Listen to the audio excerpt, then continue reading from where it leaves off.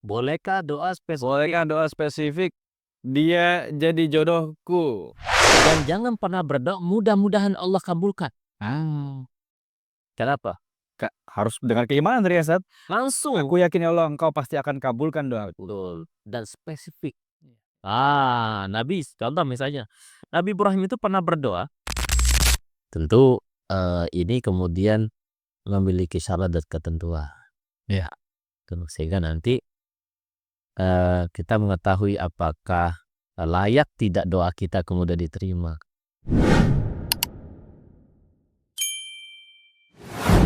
Bismillahirrahmanirrahim. Assalamualaikum warahmatullahi wabarakatuh.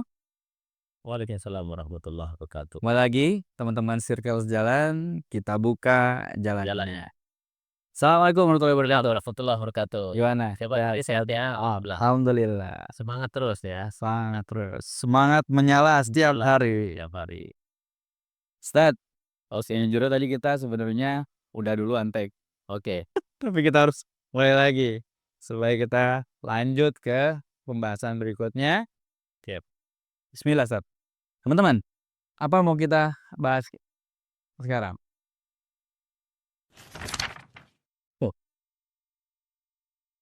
Bolehkah doa spesifik? Bolehkah doa spesifik? Dia jadi jodohku. Masya Allah, ini kayak diambil dari lirik lagu nih Ustaz. Tidak. Ya, ya. Ustaz, ini karena editor kita, ya videografer kita masih anak-anak muda, ini santri-santri antum nih. Iya, iya. Ya jadi ngasih tema spesifik banget nih buat beliau. Oke, Ustaz. Boleh nggak kemudian untuk berdoa, dia jadi jodohku? Ya mungkin dalam artian boleh nggak sih doa itu sebegitu spesifiknya, sampai nyebutin nama, jadikan ya Allah dia jodohku. Wah, jadikanlah dia jodohku. Gimana menurut antum Ustaz? Coba Ustaz, bantu dikomentarin Ustaz. Oke, nah coba kita komentari ya. Ini menarik ya sebenarnya, terutama anak-anak muda nih. Ya. Eh, Pak Sri, ini Ya. kalau kita merujuk kepada ayat-ayat Al-Quran ya, seperti contoh misalnya dalam Quran surah Al-Baqarah itu, pada ayat 186 ya. Saya bacakan ya. Wa idza sa'alaka ibadi anni fa inni qarib.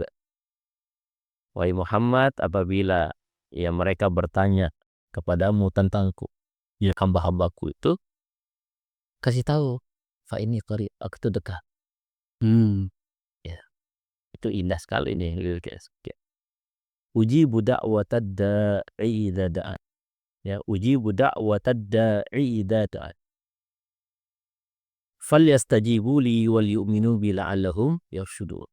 Artinya ketika kita berdoa kepada Allah, biar bahwa setiap utaian doa itu pasti akan diterima Allah Subhanahu wa taala. Tentu ini kemudian memiliki syarat dan ketentuan. Ya.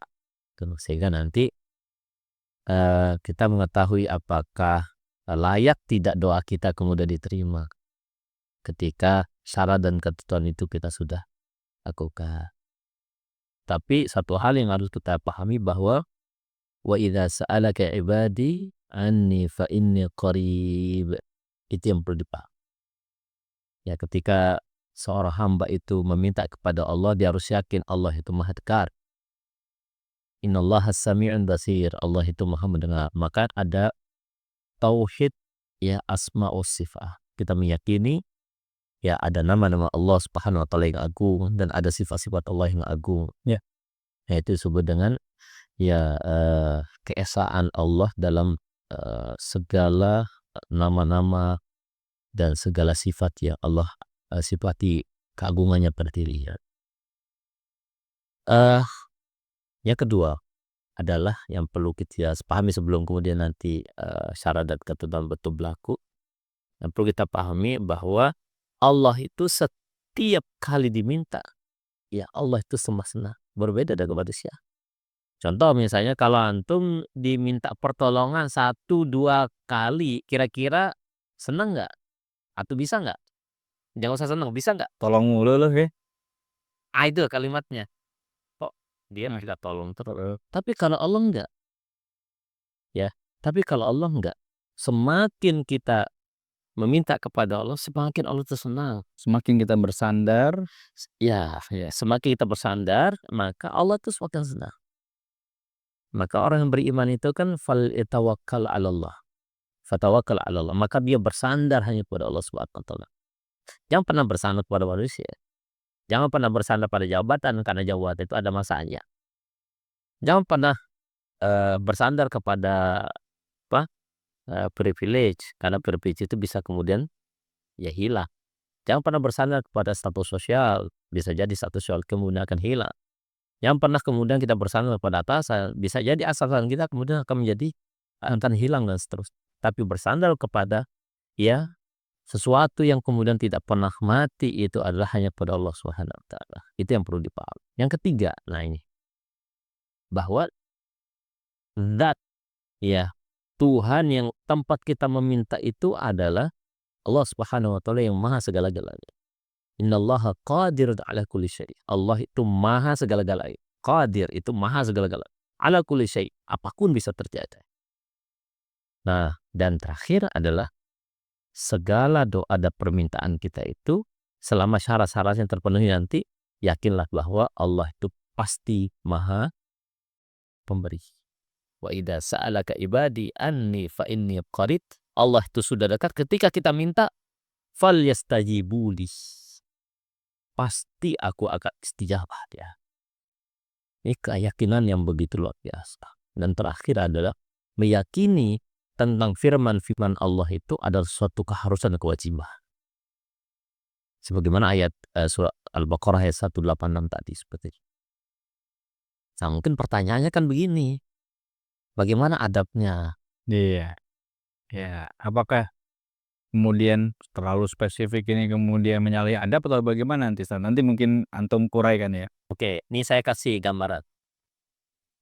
Di dalam hadis Arba'in Nawawiyah yang dikarang oleh Imam Nawawi, ya itu Arba'in tuh 40 ya, Ustaz ya? 40. Ya walaupun tidak 40 itu 42 atau Oh, habis oke, itu. ya, ya, ya. Ada seorang yang musafir. Ya. Ya. Orang musafir kata Nabi, salah satu la tarudu da'watu. 3 kelompok manusia yang tidak akan pernah tertolak doanya. Salah satunya orang musafir. Tapi ini ada orang musafir, ya. Dia berdoa kencang. Begini sampai tangannya sampai ke langit. Campur sampai berdebu. Gitu. Tapi doanya tidak terkabul. Terkabul Kak. Dalam hadis itu. Kenapa? Karena pakainya haram. Minumannya haram. Sehingga tumbuh pada dagingnya itu adalah sesuatu yang haram. Ya, maka ketika darah daging kita ini tumbuh dengan haram, sesuai dengan haram, fannaru aula bihi. Maka neraka jahanam jauh lebih dekat daripada dia. Bagaimana mungkin sesuatu yang dia pakai, yang dia gunakan, ya, yang mendarah daging itu, ya sesuatu yang haram, dia minta kepada zat yang maha mulia, ya bagaimana kemungkinan akan semua permintaannya kemudian akan diistijabah Allah Subhanahu wa taala. Ya.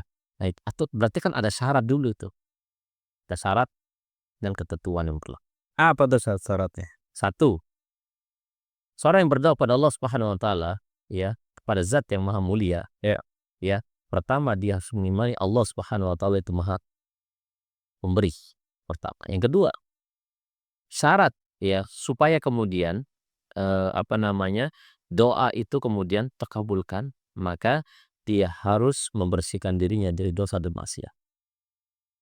Ya, karena itu akan memperlancar. Kan ada hadisnya, Ustaz ya, bahwa ya untuk kemudian dikabulkan bahwa kita harus kemudian membersihkan diri itu. Membersihkan diri. Makanya ada istighfar dan sebagainya. Yang ketiga, tentu bahwa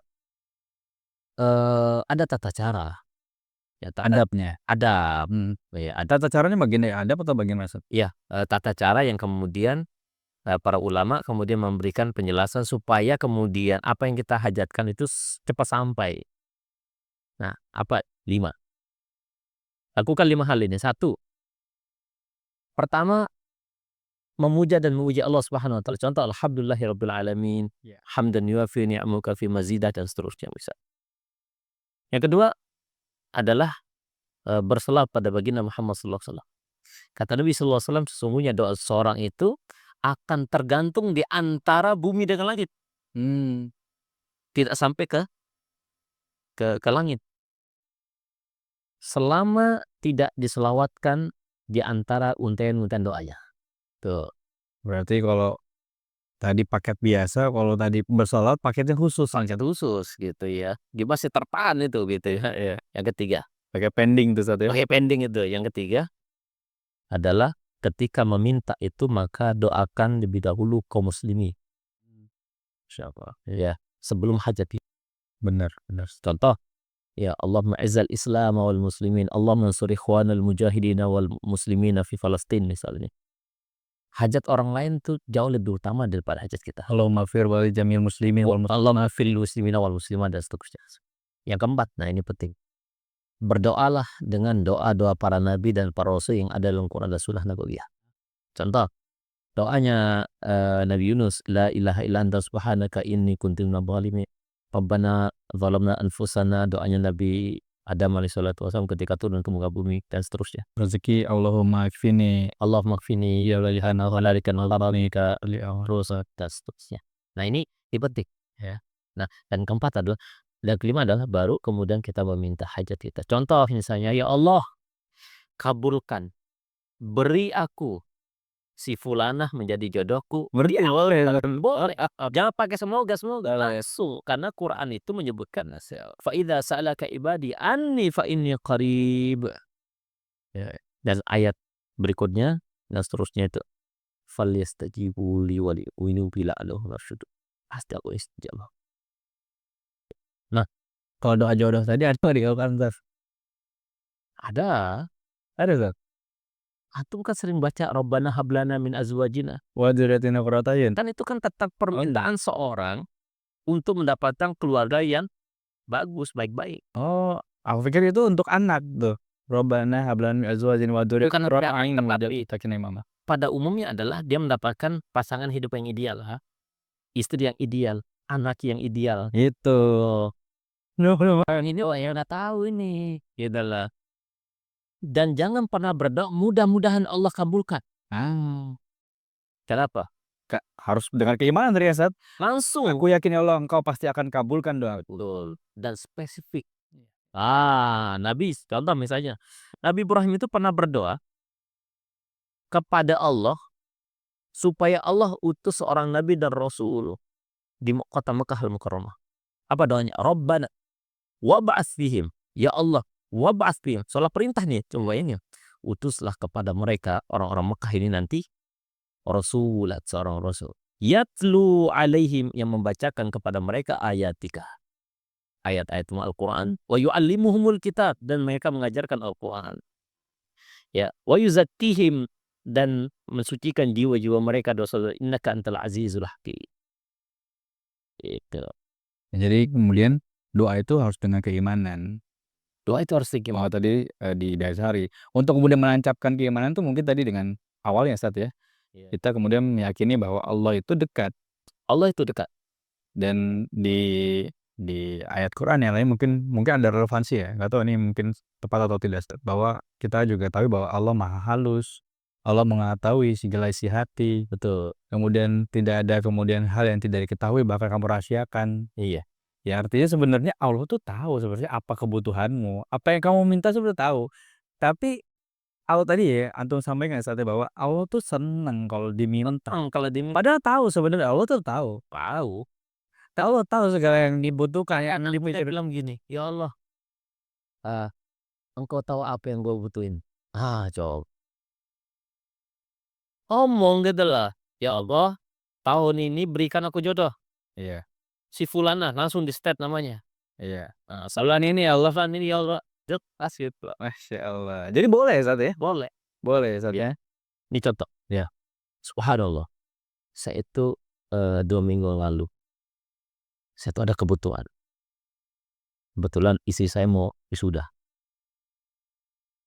Mbak, besok aku harus bayar kuliah. Karena beberapa hari lagi saya akan wisuda S2. Oke. Malam.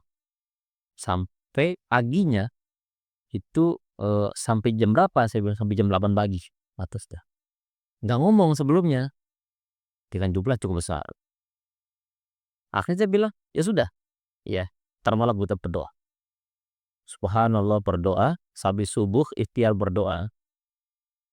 Di antara jam 8 dari jam 6 ke jam 8, subhanallah ada sahib saya telepon, "Ustaz, saya ada project alhamdulillah ya, saya, saya pengen berbagi." Subhanallah, transport dengan jumlah total yang saya butuhkan.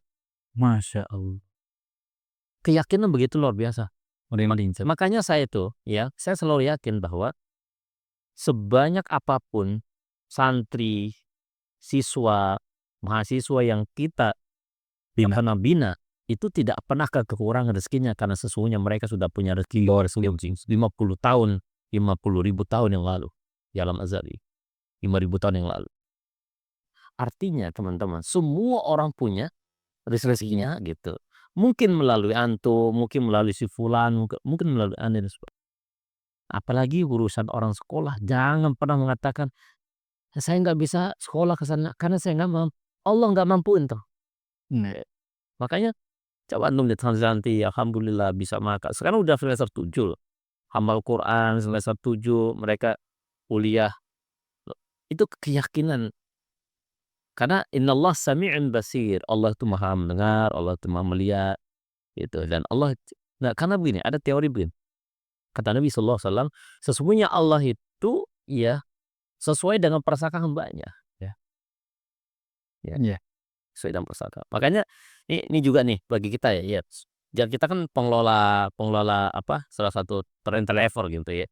Saya berdoa pada Allah Subhanahu wa taala, "Ya Allah, ya saya harus berangkat setiap bulan untuk mencium Hajar Aswad, untuk mencium Ka'bah, untuk ziarah ke makam Nabi sallallahu alaihi wasallam. Jadikan aku sebagai rutinitas ke sana." Kan kita rindu gitu. Dan jangan matikan aku sampai aku berziarah ke Baitul Maqdis, itu Al-Aqsa. Itu harus dan saya termasuk wajah-wajah antum itu kemudian kita sebut, Masya Allah, Pak Hasri, Pak Jari, dan teman-teman semua kru gitu kan. Masya Allah. Nah itu Pak Hasri jadi bahwa konklusion dari apa namanya? Jangan dulu konsumsi, Ustaz. Oh gitu. Masih ada nih, Ustaz. Masih ada, Ustaz. Ya dulu saat ada kegiatan lagi gitu ya. Karena seru nih kalau Mas Sambil masih ada waktu, Ustaz. Sebentar, Ustaz. Sebelum ke sana, Ustaz, tadi kan udah terjawab sebenarnya bahwa doa itu kemudian boleh kemudian spesifik. nah, Karena pada dasarnya ya Allah tuh senang untuk kemudian diminta. Bukan kayak manusia. Ini zat yang kemudian maha kuasa, kemudian maha segala-galanya, raja di atas raja dan seterusnya. Ya bahwa ya semakin meminta Allah semakin sayang, gitu iya, ya. Nah, tapi sebenarnya kan banyak juga doa yang nggak terkabul, Ustaz, betul. ya. Nah, kemudian gimana kemudian cara menyikapinya? Nah, sikapnya kan berarti apakah doanya yang salah, Ustaz? Apakah kemudian tadi pribadi kemudian kita harus Ya, membersihkan diri, ya, atau ada cara-cara yang kemudian belum kita lakukan, Ustaz? oke. Contoh misalkan, Ustaz, ini kan kita ini teman-teman semua kan juga mau tahu gimana sih rahasia supaya seperti antum tuh, doa malam kemudian pagi alhamdulillah diijabah, Ustaz. Baik. Nah, kemudian gimana, Ustaz, nih bagi teman-teman yang lain tipsnya tadi, Ustaz? Nah, sekali lagi, berkali-kali kita sampaikan bahwa kita meyakini setiap doa itu pasti dijabah. Setiap doa pasti teristajabah. Dalam momen kapan pun, Ustaz. Karena kan gini, ada juga, hadis ya, Ustaz, ya, bahwa, doa yang kemudian makbul adalah pada saat kalian bersujud, Ya, gitu ya, Ustaz, ya. oke. Nah, ini berarti setiap waktu kita berdoa itu sebenarnya dikabul sebenarnya, Ustaz. Gimana gimana, Ya, Ustaz? hanya saja kata para ulama ya kalau tidak salah Imam Ibnu Qayyim al-Jauziyah itu kemudian memberikan penjelasan ya. Allah itu mengabulkan doa itu dengan 3 waktu atau 3 kondisi. Kondisi pertama bisa jadi Allah Subhanahu wa taala kasih hamba itu sesuai dengan keperluannya di dunia. Contoh minta sehat, sehatin, minta uang dikasih, Ya, minta rumah dikasih cash kan kayak di dunia. Itu satu. Bisa jadi kata Imam Ibnu Qayyim al-Jauziyah, doa itu kemudian terkabulkan dengan bentuk yang lain. Contoh, kita berdoa keluar rumah. Bismillahilladzi la yadurru ma'asmihi syai'un fil ardi wala fis samaa'i wa sami'ul alim. Ya Allah, jauhkanlah aku dari sesuatu yang mendonorkan aku, ya, fil ardi wala fis sama', baik yang ada di atas maupun yang ada di bawah, di bumi. Oh, ternyata itu ya doa iya tolana Allahumma inni a'udzubika an adila aw adhal. Ya boleh, variasinya macam-macam. Ketika contoh misalnya ketika dia keluar rumah, dia pakai motor, harus dia tabrakan, jatuh, patah kakinya, Allah kemudian selamatkan dari doa yang diucapkan ya. Berarti Allah kemudian mengganti doanya dengan jauh lebih baik. Yang harus kecelakaan secara teori manusia nih, harusnya patah tuh. Orang motor jadi patah, dia nggak patah. Artinya doanya kemudian terkabulkan. Dan harusnya mungkin dalam hal ini ya kita kemudian harus aware juga. Kita kemudian menjadi sadar diri bahwa Allah tuh sebenarnya ngabulin, tapi dengan cara yang lain. Beda. Nah, tapi ini kan juga harus kemudian di-notes ya bahwa ya kita nih harus bersyukur juga atas nikmat itu. Nikmat itu Sehingga Allah tambah. Iya benar. bisa jadi Allah ganti dengan yang lain jauh lebih baik. Kan tadi contohnya kan. Atau mungkin tadi doa tadi kemudian dijabah sama Allah Ya Allah. dengan tadi dihindarkan dari kecelakaan. Silakan. Bersyukur nih Ustaz. Doa lagi yang sama Ustaz. Lagi yang sama. Dikabulin dengan cara yang lain juga. Doa lagi ya itu aja terus. Nah, iya, 3. Bisa jadi doa seseorang itu tidak dikabulkan cash and carry di dunia, tidak dalam bentuk yang lain, tetapi Allah Subhanahu wa taala akan kasih di akhirat. Contohnya apa? Contohnya adalah ya orang yang kemudian tidak bisa ya menikmati apa yang diinginkan di dunia, tetapi nanti dia akan nikmati di akhirat. Karena ini salah satu kaitannya sama ayat Quran juga begini Ustaz ya. Allah itu akan kemudian membayar tunai seluruh doa kaum kafir di dunia. Tadi tidak di akhirat. Yang beruntung itu kemudian nanti ada doa yang terkabul di akhirat. Kaum muslimin ya Ustaz ya. Betul. Ya, makanya gini, ada ada kaidah begitu ya. Dunia itu ya jannatul kafir. Surganya bagi orang kafir. Ya, wasijnul muslim, dan penjaranya bagi orang kafir. Karena di dunia ini banyak aturan. Ya, aturan, dan tidak ada aturan bagi orang kafir. Semua dilanggar. Kita nggak boleh ini, nggak boleh itu, nggak boleh ono, nggak boleh ono. Kenapa? Karena kita beriman. Nanti tidak ada aturan di surga itu. Semua boleh. Ya, ini ada jamaah saya pada nanya gitu, Ustaz, kan dalam surga itu banyak sekali permintaan yang bisa dikabulkan. Semuanya. Ya, saya bilang, Ustaz mohon maaf, kalau seandainya bisa nggak saya minta sesuatu yang mungkin orang lain tidak minta, apa? Rokok. Ada dandung. Ada saya nanti apinya api neraka. Astagfirullahaladzim. Nggak dicanda dia. Nah, termasuk khomer saja itu kemudian boleh diminum. Ketika khomer dia boleh diminum. Ini disebutkan di surah Ar-Rahman. Alasannya ada, semua ada dalam. Termasuk adalah innalil muttaqina mafaza hadaiqa wa anaba wa kawaiba atraba wa ka'san diaqa la yasma'una fiha lagwan wala kitaban, dan seterusnya. Itu kan tentang penghuni surga yang akan mendapatkan fasilitas ya, termasuk bidadari yang maaf ya, yang ya wa khurun ain. Masya Allah. Kalau itu hafal nih. Dan ini ada kata Nabi sallallahu alaihi wasallam itu, nanti laki-laki di dunia itu akan mendapatkan laki-laki dunia akan mendapatkan 70 bidadari. Masya Allah. Sahabat tanya nih, ya Rasul, memang kuat? Ini nanti kita buat tema ini khusus kita ya. Saya mohon maaf Pak Sri, ini waktunya nih karena ada kegiatan lagi. Padahal masih banyak tuh saya mau tanyain. Nanti ya kita buat sesi kedua tentang tadi. Ya, Bagaimana mungkin satu orang laki-laki mampu menguasai 70 orang. syani atas Nabi dan sahabat tuh bertanya tentang itu. Nah, itu menarik. Antum juga penasaran kan? Stay. Jazakallah khairan, barakallahu fikum insyaallah. Pak Sri, jazakallah khair, mudah-mudahan podcast Kita Sejalan ini kemudian berkah, kemudian Amin. kebanyakan nonton, banyak bermanfaat, dan terus kemudian menebar kebaikan, karena sesungguhnya poin orang Islam itulah nafi'un najwahi, dia bermanfaat bagi orang lain. Sekaya apapun, sepintar apapun, sehebat apapun diri kita, kalau tidak bermanfaat dan berdampak pada orang, no set. Tadi benar. Kalau saya pribadi Ustaz, ya, kita membuat seperti ini pada dasarnya adalah untuk dakwah, kemudian memastikan kita ini punya manfaat untuk orang lain. Mungkin saya yang fakir ilmu ini, ya, bisa kemudian memberikan manfaat bagi teman-teman semua, ya, dari yang punya ilmu, justru. Nah, dan kemudian kita, eee, bincang-bincang di sini dan semoga teman-teman semua bisa ambil manfaat. Jika ada manfaatnya silakan diambil, jika ada yang kurang silakan ditinggalkan. Demikian Circle Sejalan semua, kita buka jalannya. Assalamualaikum warahmatullahi wabarakatuh. Assalamualaikum warahmatullahi wabarakatuh. Masya Allah.